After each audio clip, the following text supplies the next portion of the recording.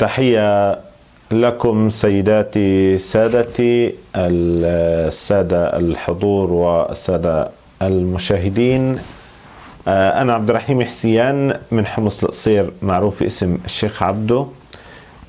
يأتي هذا اللقب من حيث أنني كنت منذ عام 1995 حتى 2011 إمام وخطيب مسجد في قريتي.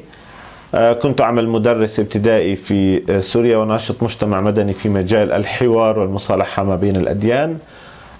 مع بدء ثورات الربيع العربي في الوطن العربي انطلقت أيضا ثورة سلمية في سوريا في آذار من العام 2011.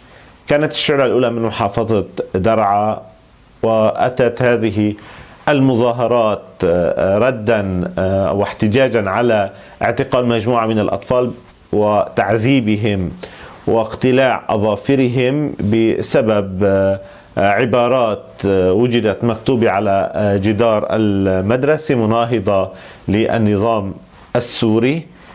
عند ذلك طبعا بدأت الشرارة الأولى للثورة السورية من محافظة درعا، وخرجت الناس للمطالبة بمحاسبة هؤلاء المجرمين الذين ارتكبوا هذه الفظاعة بحق هؤلاء الأطفال، وأيضا مطالبين بالحرية والكرامة والإصلاح. النظام السوري قابل هذه الثورة الشعبية بالعنف وأطلاق النار على المتظاهرين واعتقالهم وملاحقتهم، مما أدى إلى انشقاقات طبعا كبيرة في صفوف النظام، في صفوف الجيش السوري، بسبب استخدامه العنف ضد الشعب السوري الأعزل. وبعد عام تقريبا تحولت الثورة إلى ثورة مسلحة، وبدأت بالظهور بعض التنظيمات الإرهابية والتي تدعي أنها تقف ضد النظام السوري مع ثورة الشعب السوري، ولكن الحقيقة كانت غير ذلك.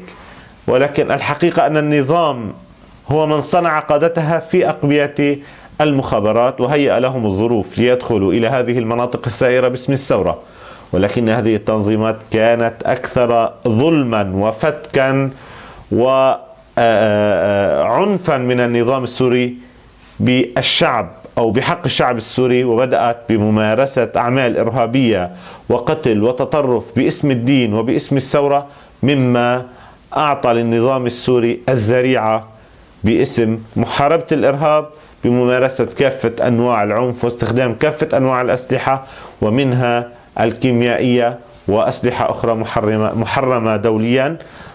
طبعا نجح بخلق هذا الجسم المتطرف ليتهم به الثورة السورية.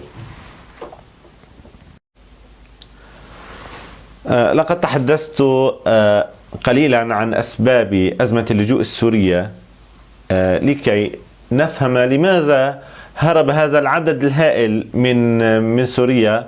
فقد هرب أكثر من 13 مليون نازح، علما أن عدد سكان سوريا كاملا 23 مليون، أي الآن داخل سوريا لا يوجد إلا فقط 10 مليون مواطن سوري.